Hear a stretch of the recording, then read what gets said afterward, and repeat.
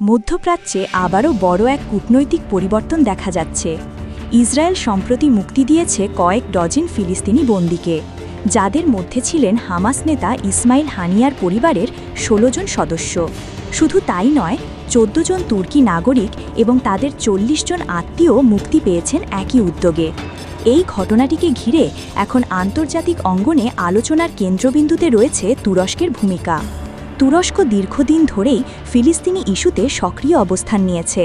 President Erdogan বহুবার প্রকাশ্যে হামাসের প্রতি সমর্থন জানিয়েছেন। জানা গেছে, ইসমাইল হানিয়া ও হামাসের আরও কয়েকজন নেতাকে তুরস্ক নাগরিকত্বও প্রদান করেছিল, যা দুই দেশের সম্পর্ককে আরও ঘনিষ্ঠ করেছিল। কিন্তু ২০২৪ সালের ইসরায়েলি হামলায় নিহত হন ইসমাইল হানিয়া। সেই হামলায় তার পরিবারের প্রায় ৬০ জন সদস্য প্রাণ হারান। এই মর্মান্তিক ঘটনার পর তুরস্কের অবস্থান আরও দৃঢ় হয়। কূটনৈতিক মহলের বিশ্লেষণ বলছে, বন্দিমুক্তির এই পদক্ষেপ তুরস্কের পর্দার আড়ালের কূটনৈতিক প্রচেষ্টার ফল। তুরস্ক চাইছে গাজায় যুদ্ধবিরতির পরবর্তী রাজনৈতিক সমাধানে সক্রিয় ভূমিকা রাখতে। কিন্তু এখানেই দেখা দিচ্ছে নতুন এক উদ্বেগ।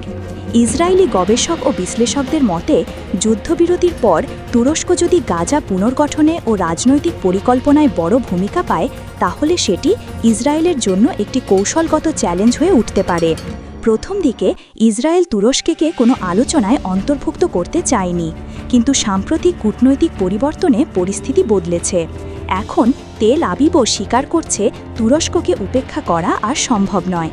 তুরস্ক একদিকে মানবিক সহায়তা ও বন্দিমুক্তির মধ্য দিয়ে নিজের অবস্থান মজবুত করছে, অন্যদিকে মধ্যপ্রাচ্যের ভবিষ্যৎ ভারসাম্যেও প্রভাব ফেলছে।